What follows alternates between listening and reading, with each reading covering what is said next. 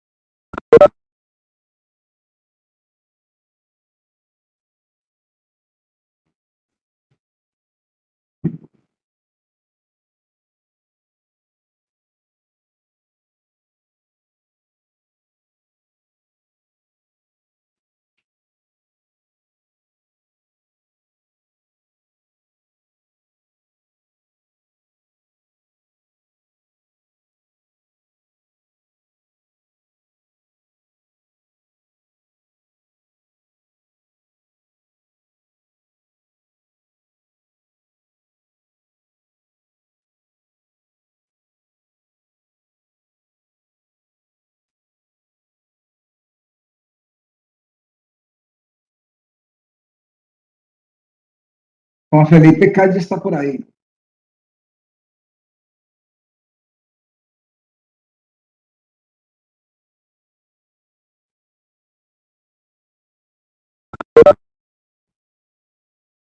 Doctor, pues en ese momento hay como varios compañeros sin internet por lo que estaba lloviendo, entonces no sé si de pronto él es uno de esos.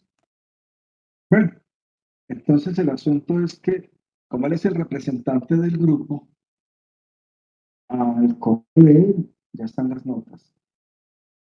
Entonces, en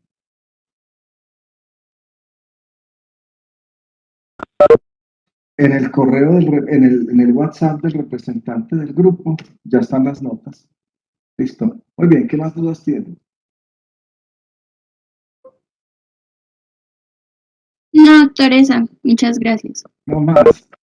Ah, bueno. Pues en este instante hay 38 de 41, entonces vamos a empezar porque lo de hoy es muy Doctor, mejor. habla con Santiago Santamaría. Hola. Sino que ayer, en el tiempo del quiz, nunca me llegó el correo con las preguntas. No puede ser, de verdad. Sí, doctor. Correos de salud ocupacional. ¿Cuál es su Yo le correo de envié el investigación? pantallazo. S. Santa María G. Espere, que lo estoy abriendo. Bueno, Ah,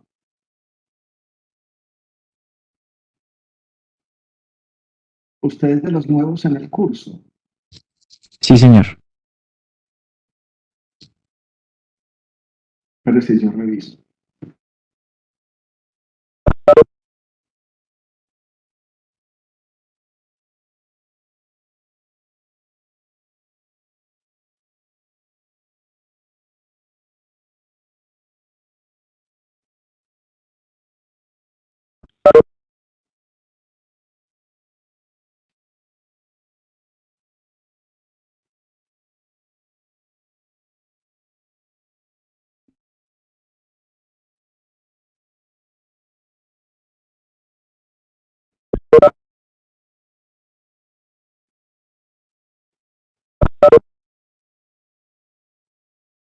Pues sí, señor, no lo veo aquí. ¿Ese Santa María qué?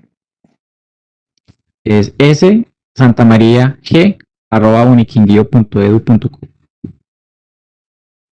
Yo le envié un correo diciéndole lo que ha pasado y el pantallazo, Y ahí me mandó digamos acá, tal. está bueno. Entonces lo que tenemos que hacer es que tenemos que cuadrar una fecha y yo se lo vuelvo a hacer a ustedes, no se preocupe. Ah, listo, doctor. Hágale. Pero usted es el que me acuerda, porque a mí se me olvida. Bueno, doctor. Entonces, de mí no espere que yo venga, Santiago, tal cosa. No, se gradúa de médico y no me acordaba. Bueno. Así es de fácil conmigo. Se gradúa usted y no me ha pasado por la mente que usted debe un quiz. Listo, ya son 36. Ah, se salió la mitad de la gente. Mire, habían 39 y ahora hay 36. Ya se salieron 3.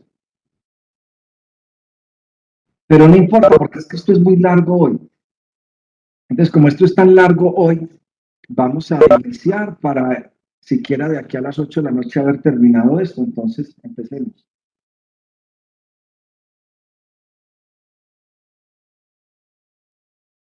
ustedes me certifican que en la pantalla esté una presentación con una oreja que se está quebrando.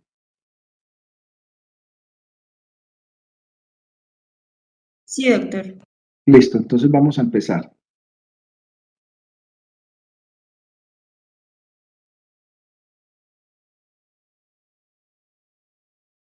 Listo, chicos, entonces otra vez, buenas tardes, luego de que les he mandado las notas de la evaluación de ayer en la noche, luego de haber visto los ambientes laborales, los factores de riesgo, la clasificación de los factores de riesgo, los eventos de origen ocupacional, es decir, los accidentes de trabajo y la enfermedad laboral, luego de haber visto la legislación, etcétera. Entonces hoy vamos a iniciar el análisis de cada uno de los factores de riesgo y su implicación laboral. Entonces hoy la meta es que de aquí a las 6 veamos los factores de riesgo físico, por lo menos los más importantes. Vamos a empezar por lo que ustedes ven ahí. Entonces, primero vamos a ubicar los factores de riesgo en la clasificación que ustedes también conocen, que es esta. Entonces, tenemos que los factores de seguridad son los que llevan accidente de trabajo, mientras que los higiénicos, ergonómicos y psicosociales son los que llevan enfermedad laboral. Y dentro de los factores higiénicos, que es lo que vamos a ver hoy, tenemos los físicos, que es lo de hoy, químicos, lo de la semana entrante, y biológicos, lo dentro de 15 días. A propósito de ello, este fin de semana les voy a enviar los temas y los artículos que deben leer para la exposición que ya está fijada la fecha. Quien requiera alguna asesoría para esa situación, con mucho gusto, por supuesto, a través del WhatsApp, acordamos una cita y la hacemos por plataforma. La idea es que por grupos harán la exposición de un artículo.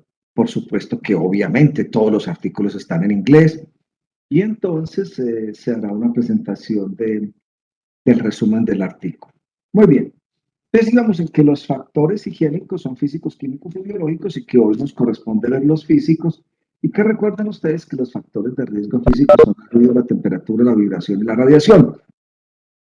Y que esa radiación se clasifica en ionizante y no ionizante. Entonces vamos a empezar en esta primera parte viendo los factores de riesgo de tipo ruido.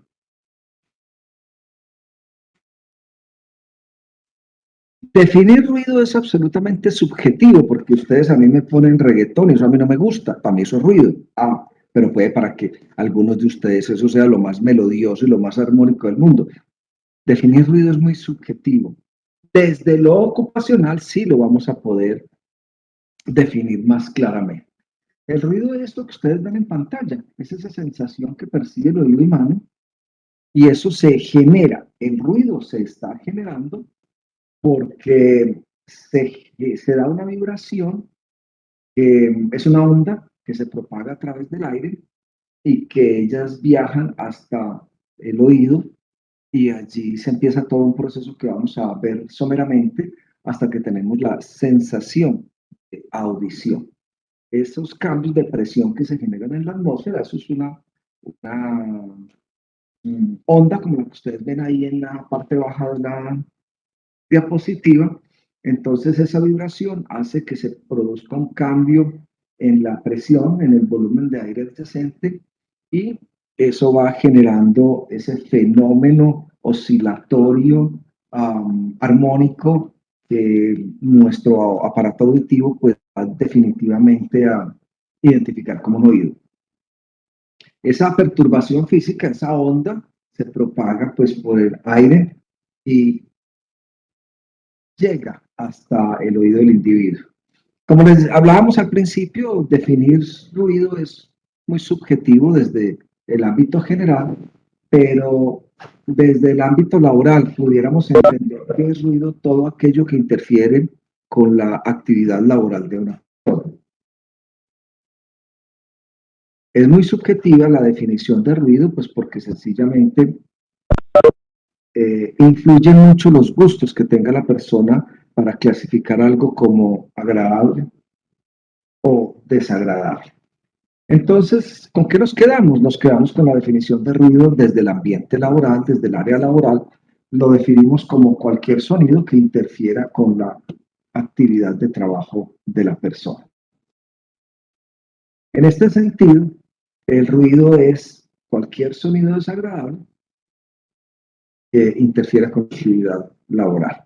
Y una definición un poco más hecha, mucho más profunda del asunto es la que ustedes ven en el segundo párrafo de qué es el ruido. Realmente el ruido no es, como veremos ahora en sus componentes, un solo tipo, sino que hay una mezcla de ellos.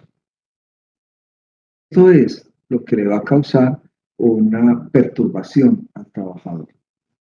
Y al final, lo que se va a entender es que la exposición a un factor de riesgo nos puede generar los dos eventos ocupacionales, o un accidente de trabajo o una enfermedad laboral. En este caso, la enfermedad laboral es una hipoacusia neurosensorial inducida por ruido presente en el ambiente de trabajo. Muy bien.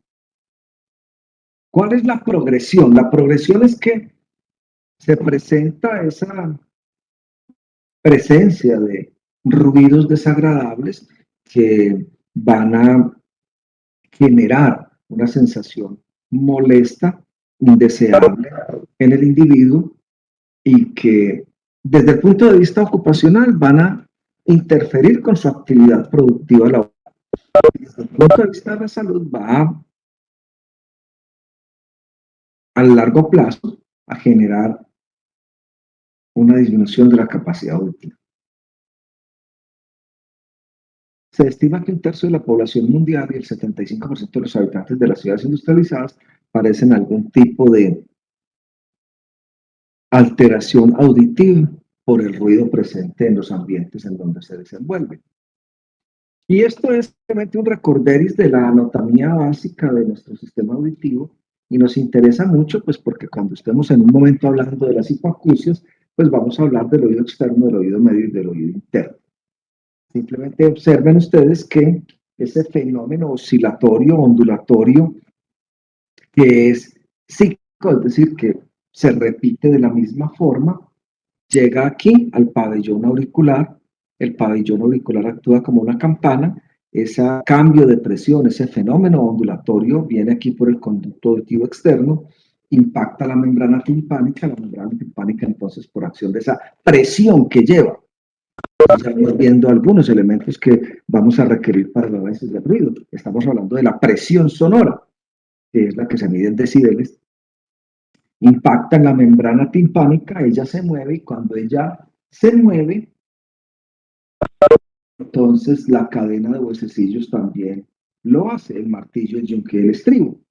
Cuando se mueve la cadena de huesecillos, entonces finalmente el estribo impacta sobre otra membrana, que es la membrana oval. Ella también se deforma. Al movilizarse genera una presión sobre un líquido que está aquí en los conductos semicirculares, que se llama endolinfa y perilinfa, y en la base de esos canales pues están las cilias y su movimiento al son que se mueve ese líquido por objeto de la presión que le imparte la ventana oval, pues va a generar un movimiento de las cilias y ello se va a traducir en reacciones que terminan en la generación del impulso nervioso que se va a través del par craneal respectivo. Esto ya lo vimos. Entonces, ¿qué tenemos aquí? Tenemos que en la medida en que el fenómeno ondulatorio viene por acá, por el conducto de pabellón auricular, conducto auditivo, membrana timpánica, cadena de huesecillos, membrana oval, canales semicirculares, endolinfa, perilinfa, etcétera. Va a haber un cambio en el tipo de energía que nosotros estamos considerando. Entonces, cuando se genera el fenómeno acústico, entonces es energía de ese tipo, acústica. Luego, cuando impacta la membrana y se mueven los huesecillos, eso ya es una energía mecánica. Finalmente, cuando se mueven las cilias en la base de los canales semicirculares, se convierte en energía eléctrica y en un impulso que va a tener un par correspondiente. Y en la cerebro, pues vamos a tener la percepción, la sensación de un sonido o un ruido, dependiendo de la calificación que para nos tenga. Las oscilaciones que se producen por ese cambio de presión son las que conforman ese fenómeno ondulatorio que, como se repite de manera igual, se llama cíclico. Y en él vamos a diferenciar, tiene muchas, pero vamos a diferenciar las características básicas que nos permitirán el análisis de el elemento fundamental para hacer la aproximación diagnóstica a las pérdidas auditivas secundarias a la exposición al factor de riesgo ruido en los ambientes de trabajo, que es la audiometría. ¿Ahí qué vamos a ver? Pues vamos a ver la relación que existe entre dos de las características fundamentales de este fenómeno acústico, que son el número de veces que se repite ese fenómeno en la unidad de tiempo y el tamaño de esas ondas, que son lo que ustedes ven ahí en azul. Y que es lo que vamos a esquematizar aquí sucintamente, porque esos son los elementos más importantes a la hora de hacer el análisis en las pruebas que solicitemos para hacer la valoración de la exposición ocupacional al ruido. Entre dos puntos de ese fenómeno ondulatorio, podemos tomar una medida echándole mal al sistema métrico decimal, y eso es lo que siempre se ha llamado lambda, es decir, la longitud de onda. De esa longitud de la onda de este fenómeno cíclico, dependiendo de cuántas veces se repita en la unidad de tiempo, vamos a establecer la frecuencia. La frecuencia es uno de los elementos importantísimos de este análisis. Entonces, ¿qué es la frecuencia? El número de veces que se repite ese fenómeno ondulatorio en la unidad de tiempo. Y la persona que estableció y descubrió el fenómeno fue el doctor Hertz. Por eso, la frecuencia se llama, o se mide, o se establece en Hertz. ¿Cuántas veces ese fenómeno oscilatorio se repite en la unidad de tiempo? ¿Cuál es nuestra unidad de tiempo? Un segundo. Dependiendo de la frecuencia, entonces vamos a tener diferentes tonalidades en el ruido.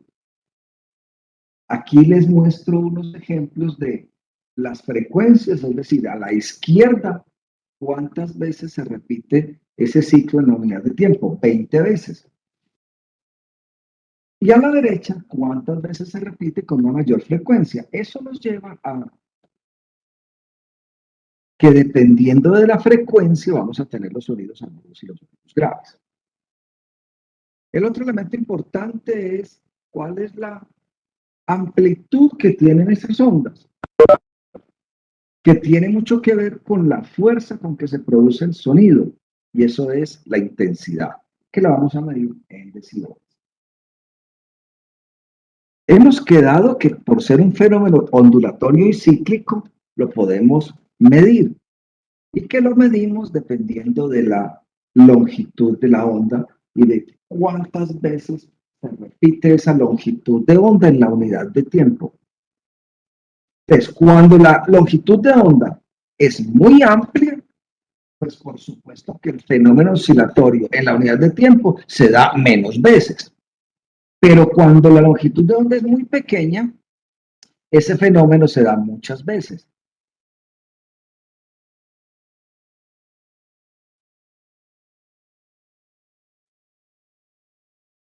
Entonces, como ustedes observan,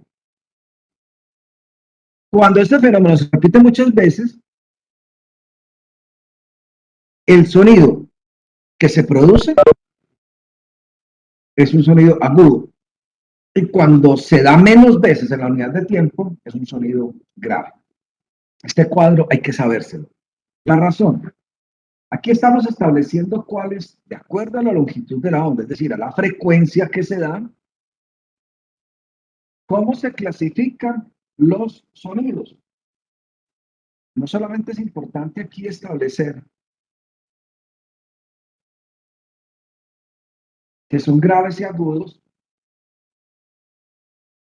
sino que hay que establecer que la frecuencia en la que es corriente conversar está entre 500 y 2000 Hz.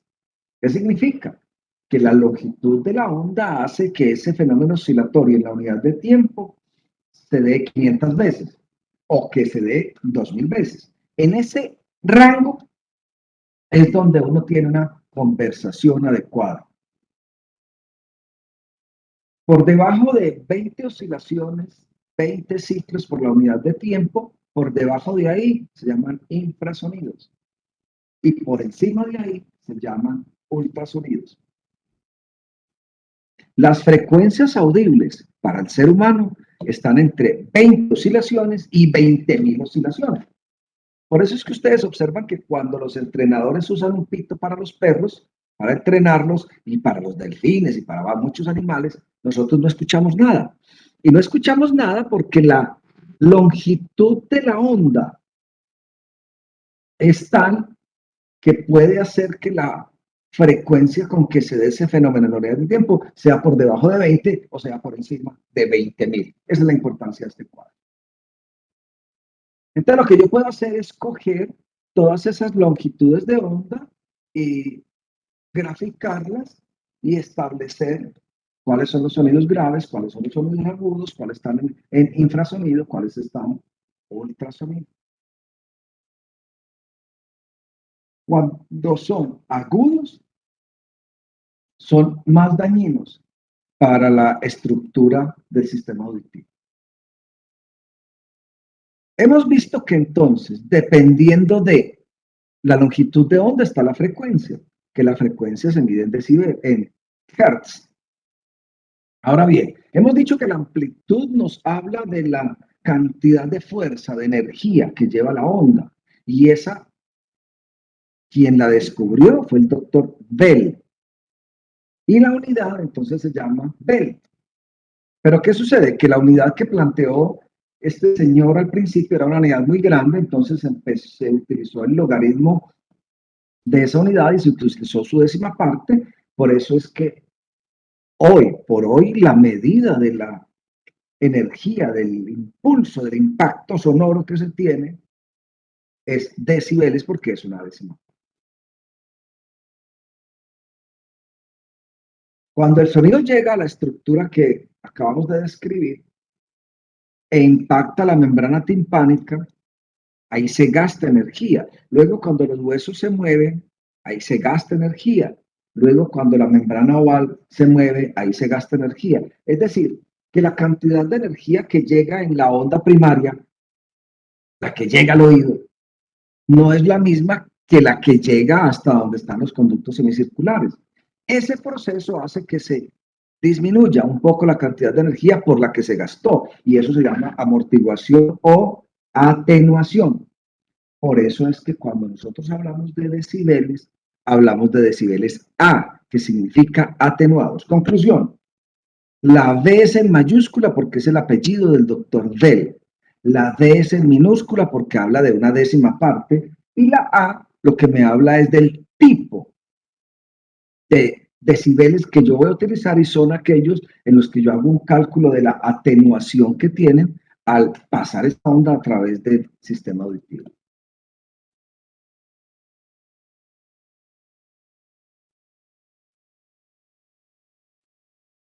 Estos decibeles entonces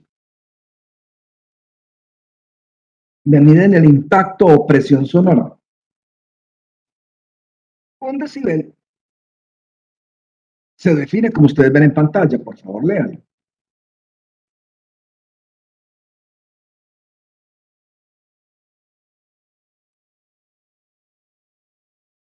Y hace referencia a la cantidad de energía que lleva ese sonido, que es capaz de impresionar el sistema auditivo a determinada frecuencia y que uno dice, ahí hay un sonido.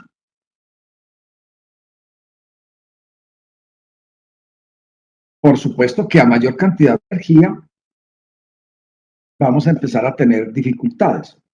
Por encima de los 120 decibeles ya no sentimos sonido, ya es dolor lo que se siente.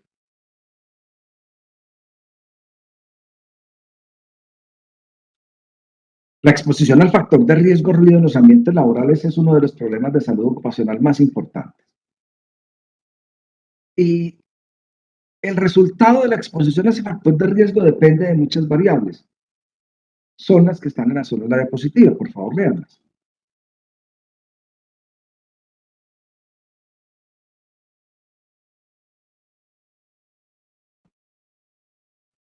Está claro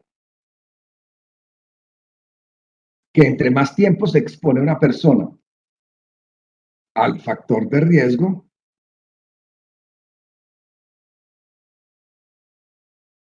pues más posibilidad hay.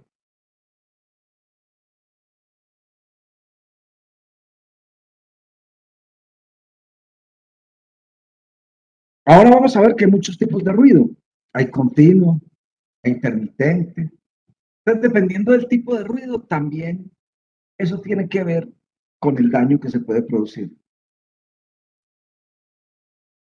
Entre más cerquita estoy de la fuente, por supuesto que más daño me va a hacer.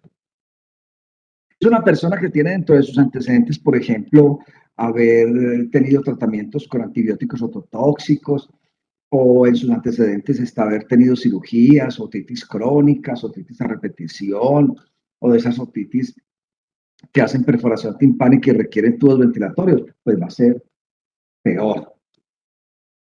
Este es un cuadro que nos va a mostrar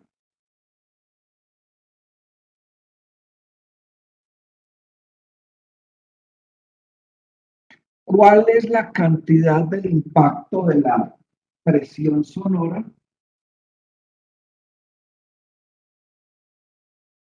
y como, cuál es el punto de referencia que tenemos. Entonces, por ejemplo, nos hablamos muy fácil, como de 20 a 40, 50, pero ya por encima, ahora hay que hablar más duro. Es decir, si hay ruido en el ambiente,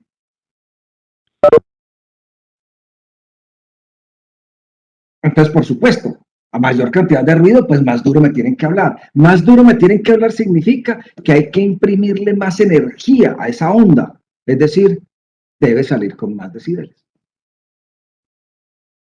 Ya después de 80 para arriba, así a mí me griten, no me voy a enterar de qué es lo que están diciendo.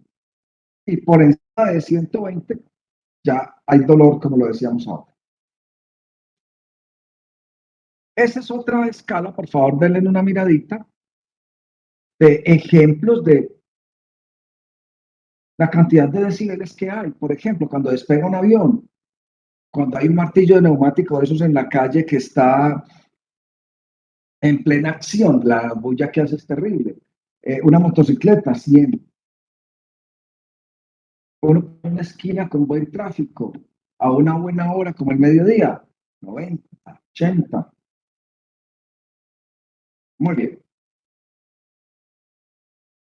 Entonces ya estamos viendo que hay dos elementos fundamentales a la hora de hacer el análisis de el impacto que tiene la exposición al factor de riesgo ruido en el sistema auditivo. Y esos dos elementos que estamos concluyendo son la presión sonora que se mide en decibeles, las frecuencias que se miden en hertz.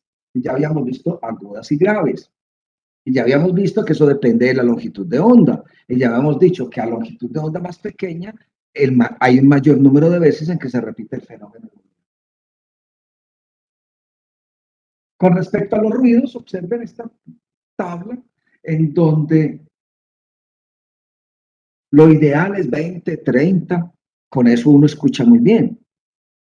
Pero con ruidos en las intensidades que ustedes ven ahí, pues uno se aguanta 40, 60, pero produce fatiga en los límites que ustedes ven y produce impacto negativo sobre el sistema auditivo a partir de 80 decibeles. Y recuerden que a partir de 120 produce dolor. La máxima cantidad de exposición al factor de riesgo que una persona tolera en su ambiente laboral, 8 horas diarias, 48 horas a la semana, se denomina TLV. TLV significa Threshold Limited Value, en español, límites máximos permisibles. Pero en todas las referencias ustedes van a encontrar TLV. En Colombia, la norma que establece cuál es el TLV para el ruido es la resolución 24079 y dice que es 85 decibeles. Existe otra norma que se llama la resolución 1792 que nos habla de cuánto tiempo se puede exponer una persona a determinada cantidad de ruido en su ambiente laboral. Entonces, por ejemplo, si estamos por 85 o menos decibeles, es el TLV. Pero si el ruido es ya de 90 decibeles, solo se puede exponer con equipos de protección 4 horas al día. Si es a 100 decibeles, solo puede 1 hora. Si es a 110 decibeles, solo puede 15 minutos. Entonces, en ese orden de ideas, es que la persona puede exponerse, ¿cierto? Si es a 115 decibeles, solo se puede exponer 7 minutos y medio. Esta es otra norma, la resolución 627-2006, que me habla para algunos ambientes en particular, cuál es la cantidad de emisión de ruido que se puede tener. Entonces, ¿qué nos interesa ahí? Ver el sector A, que son hospitales, sanatorios, guarderías, en donde el ruido emitido no puede superar de día los 55 decibeles y de noche los 50 decibeles. Aquí estamos hablando de las máquinas, de los equipos, de todo lo que haga ruido. Esta norma dice cuál debe ser el ambiente de contaminación sonora que hay en esos tipos de ambiente laboral. Resolución 627. Cuando estamos haciendo una evaluación del factor de riesgo ruido, es supremamente importante poder establecer la exposición extralaboral que tiene una persona a ese factor de riesgo. Entonces, pues yo sé que en Boyacá juegan mucho de esto, pero en el Quindío también se juega mucho de eso. Aquí las canchas de tejos por donde usted quiera. Y el objeto del tejo, pues, es quemar una papeleta y eso hace muchísimo ruido. Entonces, miren que hay unos ejemplos de algunos eventos de salud, perdón, algunas actividades recreativas de las personas que pueden estar generando un riesgo no laboral.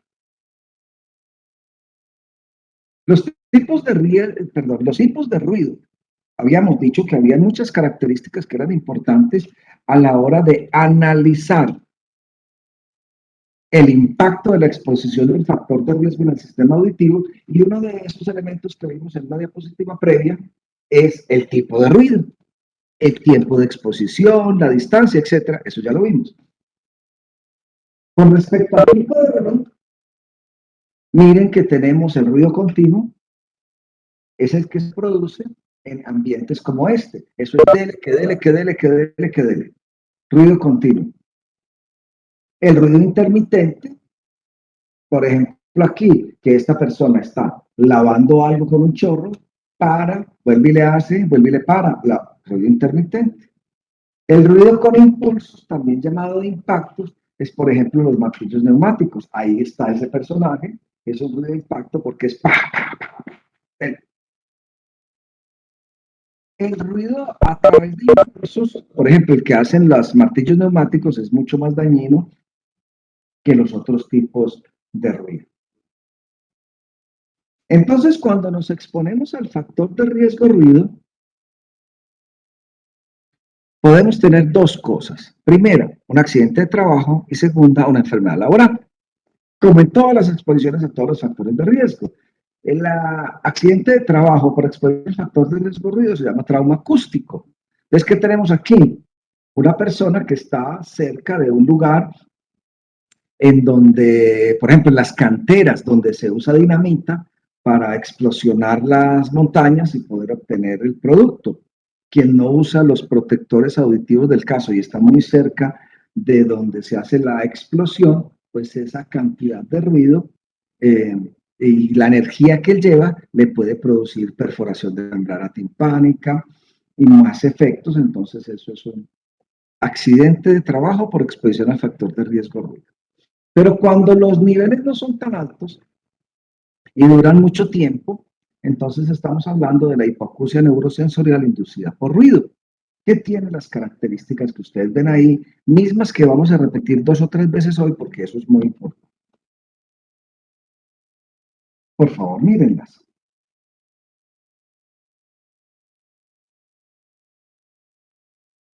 Entonces, luego de que hay una hipoacusia neurosensorial inducida por ruido, si la cosa continúa o el daño es muy grande, puede llegar a sordera. Por otro lado, la exposición al factor de riesgo ruido puede producir afectación en otro tipo de órganos y producir eventos como el que ustedes ven en la última línea.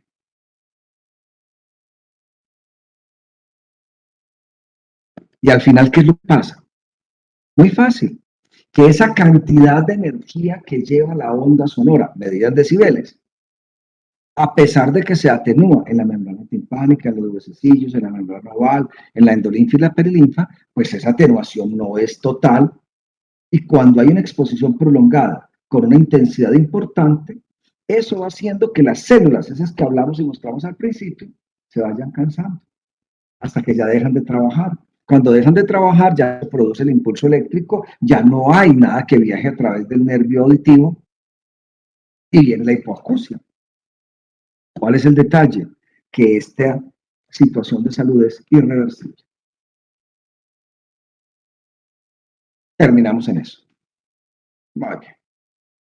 El ruido en el trabajo habíamos dicho que era un ruido, era toda sensación molesta pues que tiene uno, pero que era una definición muy subjetiva porque para unos es una cosa y para otros otra. Pero desde el punto de vista laboral entendemos como ruido todo aquel conjunto de sonidos que interfieren con la actividad laboral de una persona. A través de muchos elementos, de muchas situaciones, entonces. Primero, porque no nos podemos comunicar. Segundo, porque uno con esa bulla que se va a concentrar. Y produce un componente de la carga mental de trabajo con irritabilidad, con bajo rendimiento, con falta de atención, la exposición al ruido. Cuando tenemos un trabajador expuesto al factor de riesgo ruido, entonces, recuerden, resolución 2346 de 2007, nos indica cuáles son los tipos de exámenes que debemos practicar. Y para las personas que pertenecen a el grupo de trabajadores expuesto al mismo factor de riesgo, entonces nuestros sistemas de vigilancia epidemiológica nos van a decir, y el profesiograma nos va a decir a cuáles les tenemos que hacer una audiometría. En conclusión, la audiometría es la prueba funcional, el examen paraclínico que nosotros enviamos para evaluar la capacidad auditiva de una persona. ¿Para qué sirve entonces una audiometría? Por favor, léanlo.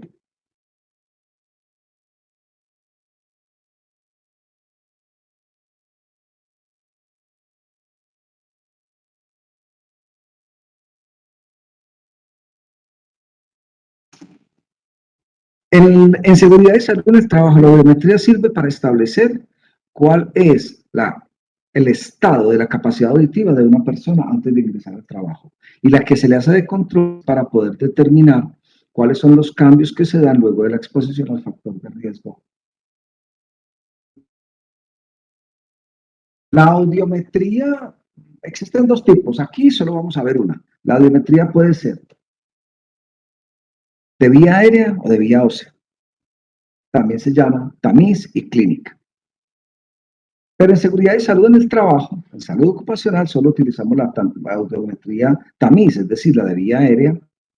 Y si se encuentra algún detalle, pues se remite a la IPS y allá le hacen su audiometría clínica. La audiometría entonces debe hacerse como parte de la evaluación antes de ingresar, al cambiar de trabajo, como parte del el flujograma de las acciones que me indica el profesiograma y cuando la persona se va a retirar. Ahí es cuando hay que hacer una audiometría. Ya vamos a ver ahora cómo se hacen las audiometrías.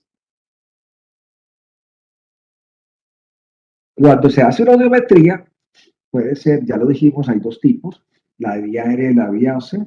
La de vía aérea se llama audiometría de tamizaje y la de vía ósea eh, se llama audiometría clínica. Y siempre, en cualquier parte del mundo, cuando ustedes vean la representación gráfica del examen audiométrico, que se llama la gráfica de audiometría o audiograma, van a ver que las convenciones en cualquier parte del mundo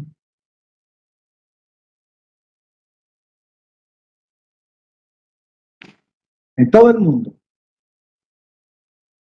los símbolos que se utilizan para la audiometría de vía aérea o tamizaje son un círculo rojo y una X azul. En toda parte, la misma figura geométrica y el mismo color. Y para la vía ósea se utiliza mayor que y menor que. Entonces, para el oído derecho, un menor que en rojo y para el oído izquierdo, un mayor que en color azul.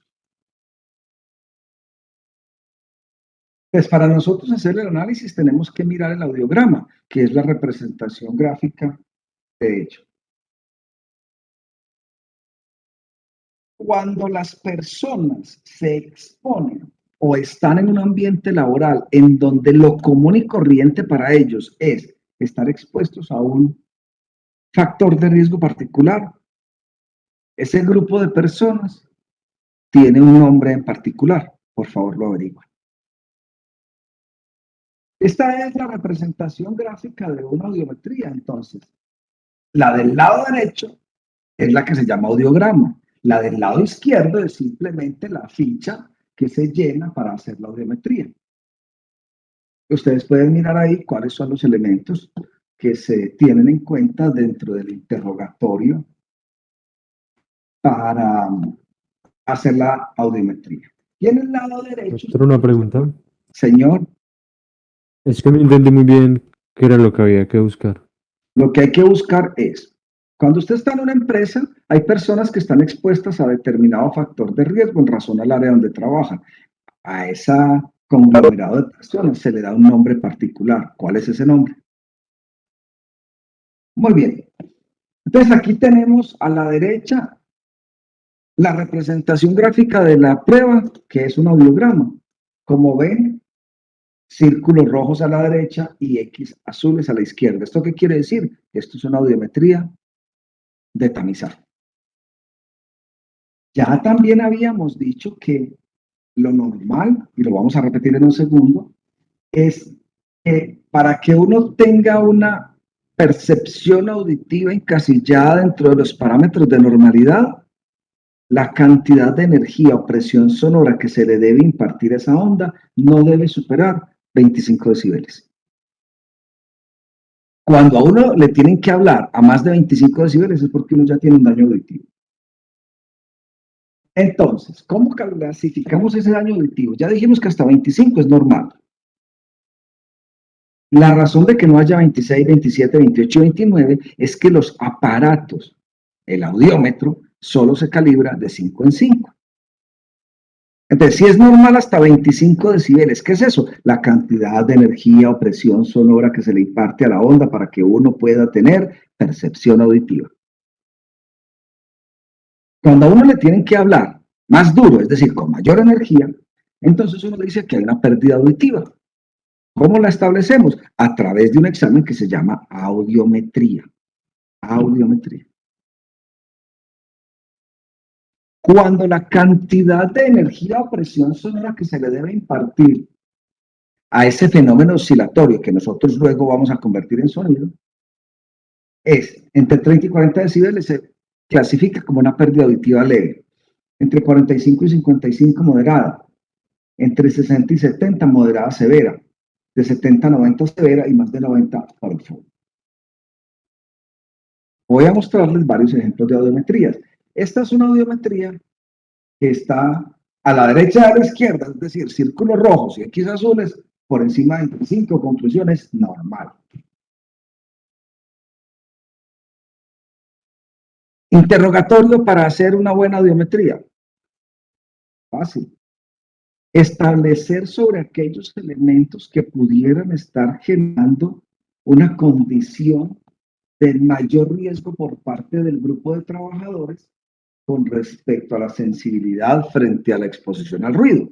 Entre ellos tenemos, ya lo habíamos comentado algo, empleo de medicamentos ototóxicos, tratamientos como por ejemplo cirugías de conducto auditivo, manejo de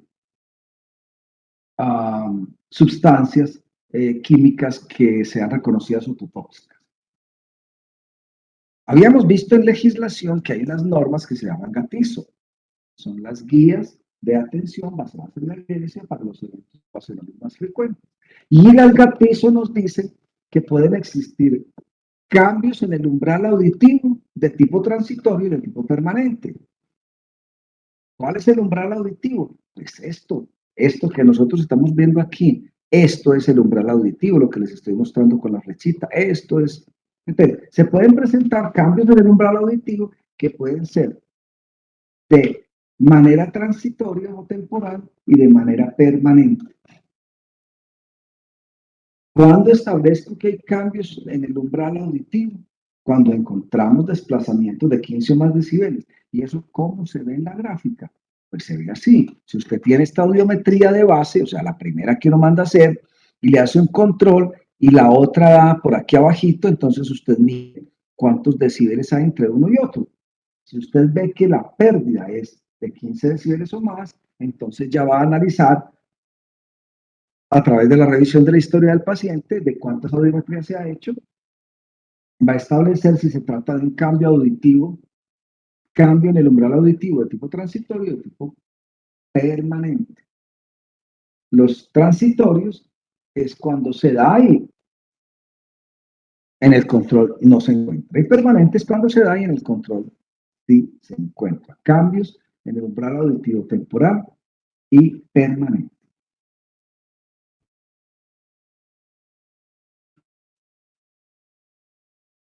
¿Cómo vamos a llegar al diagnóstico de el evento de salud secundario o consecutivo a la exposición al factor de riesgo ruido?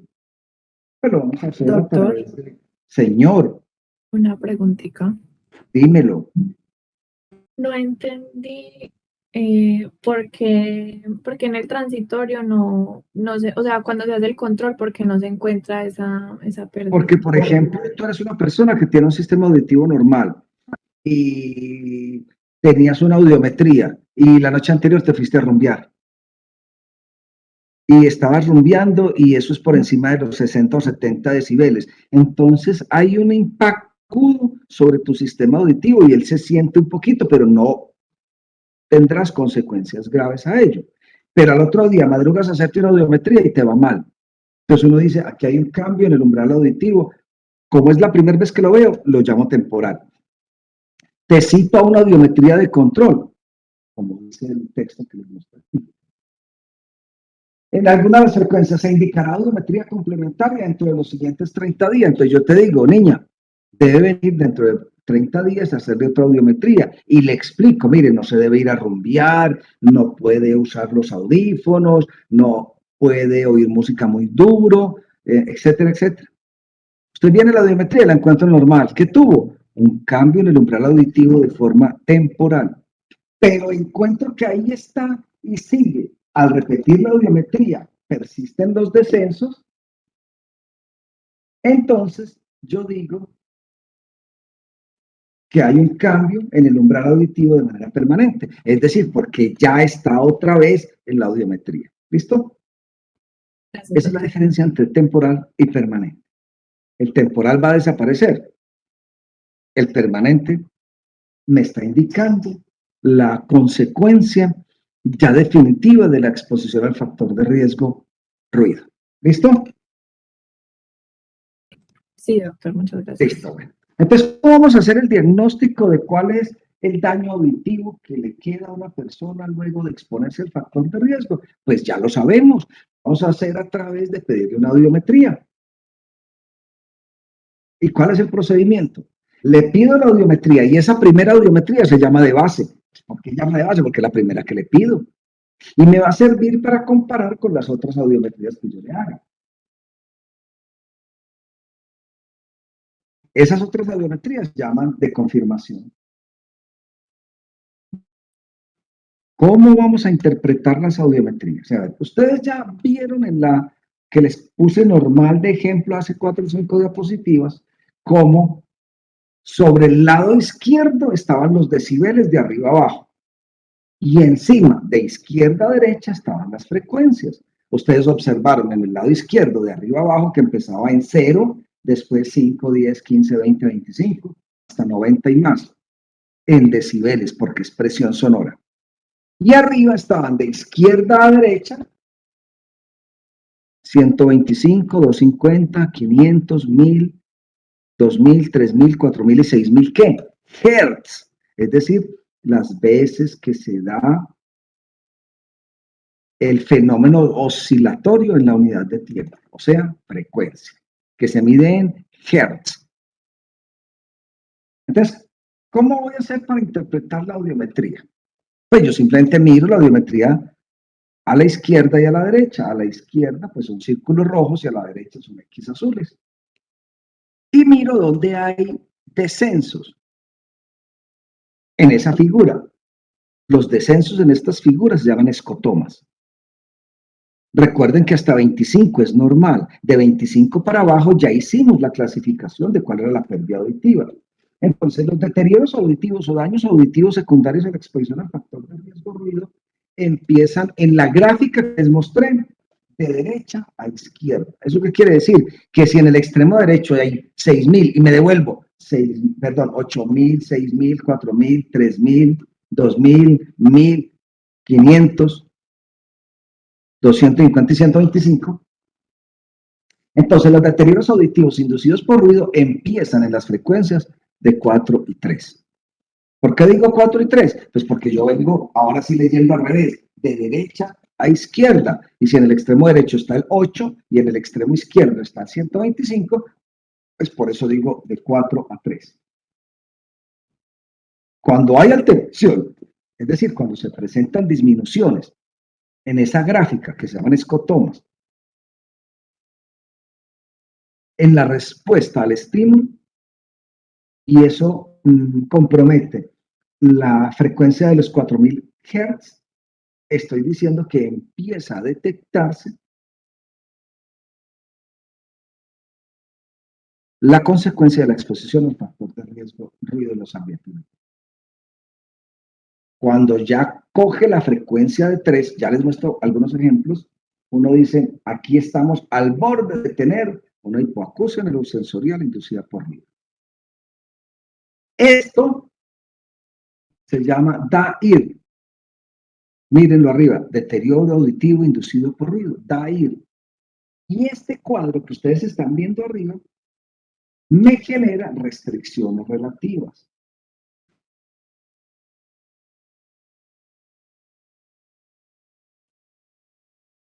Cuando el compromiso sigue hacia la izquierda, después de 3000, ¿qué viene? 2000, 1500. Ahí ya estoy hablando de una hipoacusia neurosensorial. Las características de ella son, pues, que suele alterar los dos oídos. ¿Cuál es la razón? Pues es que en la mayoría de los casos uno suele llevar los dos oídos al trabajo. Existen algunos casos de hipoacusia neurosensorial inducida por ruido que son unilaterales. Por ejemplo, los militares, cuando disparan sus armas, entonces pues el oído más afectado es el del lado dominante. Pero con excepción de algunos trabajos, siempre la exposición es de los dos oídos. Suele ser simétrica y este daño se llama hipoacusia neurosensorial, mientras que el DAIR genera restricciones relativas, la hipoacusia genera restricciones absolutas.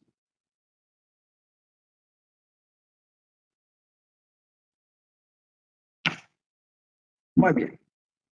Luego, ahora vamos a considerar otro tipo de alteraciones que se dan por la exposición al factor de riesgo. De este análisis podemos entonces concluir que los efectos de la exposición a este factor de riesgo son la hipoacusia. Perdón, es la hipoacusia. Y que la hipoacusia, dependiendo del compromiso que se dé, puede ser conductiva, neurosensorial o una combinación de las dos. La conductiva tiene que ver con, como su nombre lo indica, con ese camino que debe recorrer la onda, ese fenómeno físico, acústico, mientras que la neurosensorial tiene que ver con el daño, ya a la parte más profunda del sistema auditivo, que son las cilias, y por eso ya el proceso nervioso y neurológico de ahí en adelante no se da. La hipoacusia, entonces, es definida con el código CIE 10919 y la definición es la que ustedes están viendo en la pantalla.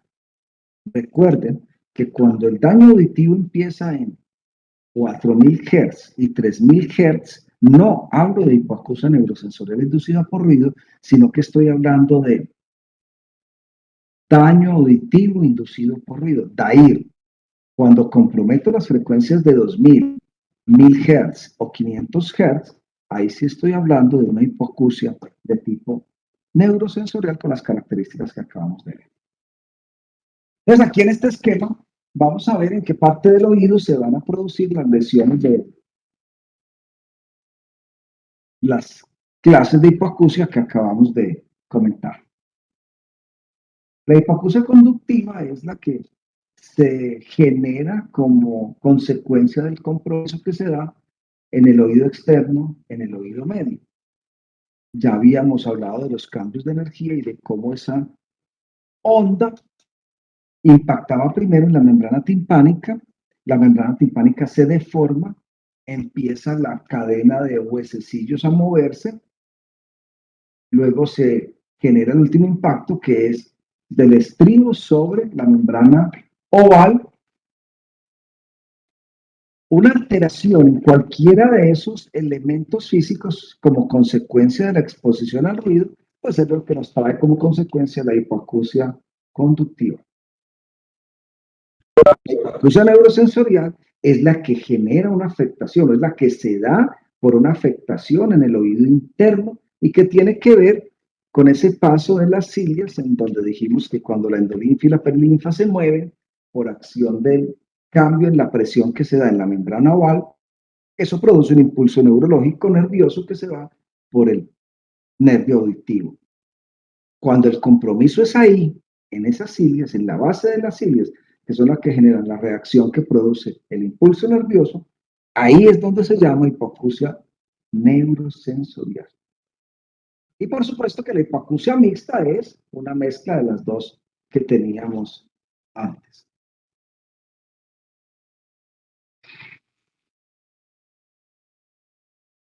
Hipoacusia conductiva, alteración en el oído externo y medio. Ahí está la representación.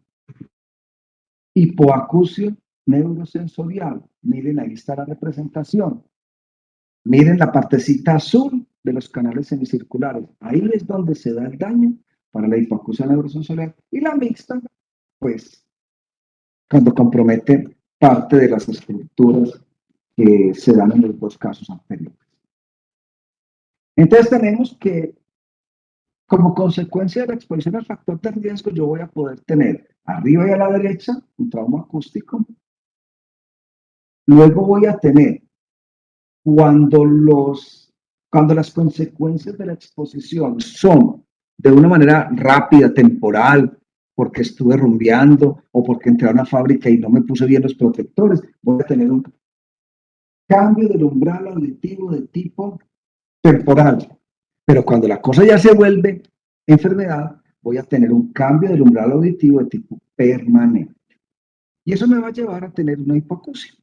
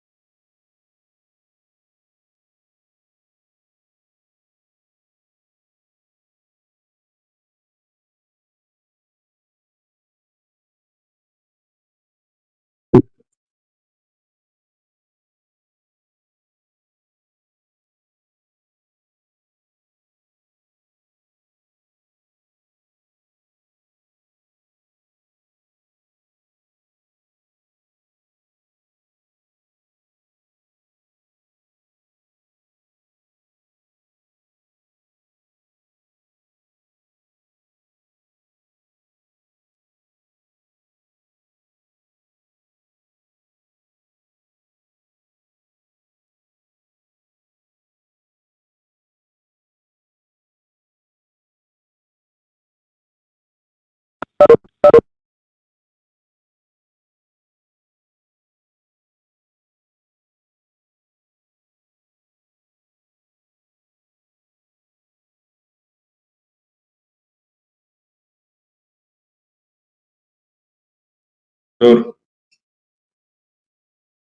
doctor,